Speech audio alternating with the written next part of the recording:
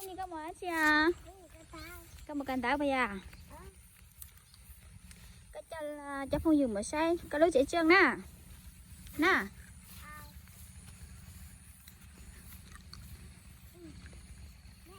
Nói nha cho kìa, tụi mình xào cành táo nè.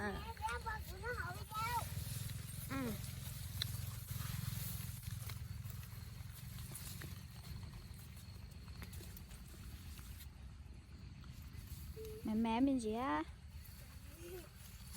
Con cá trú cả tao bỏ.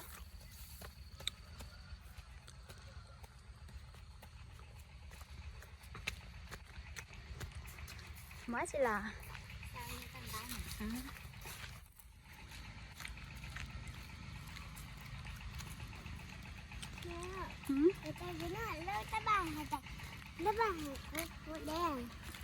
ở gì đó?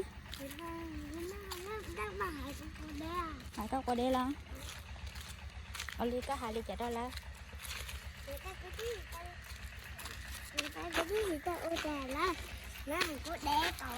bây giờ rồi sắc cơ hài lục qua đây nè.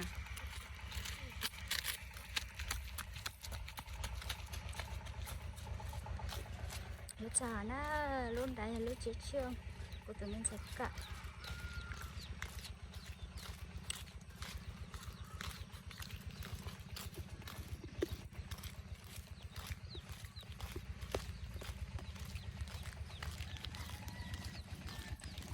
Quay nè.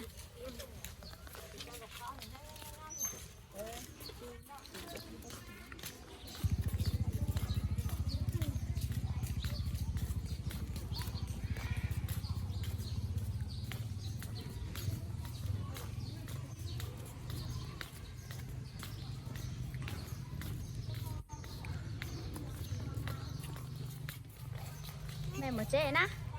Nè, các mẹ một cái nè. Bye bye. Chào mẹ chưa?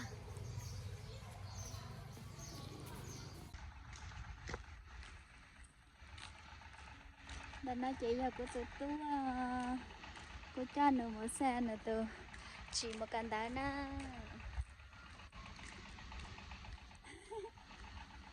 Cô tụi tú nó mới hỏi Charlie nè nè. Charlie, Charlie à?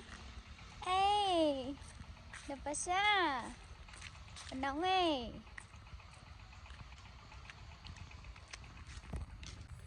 Ây da. Đẹo, đẹo. Đi trước đi. Sao không chịu đi vậy? Đi trước đi. Từ nay giờ thì của tụi áo nè, nó bị hộp đeo nè nè. Nó ngoan hành à.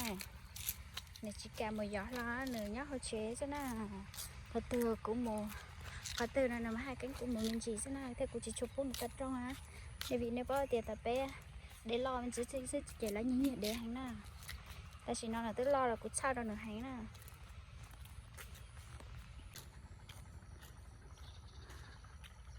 Ta chỉ nói lúc kia trong cơ hành nè. Lúc chế cho nó vô, cô lúc nè, lúc ta chế nè.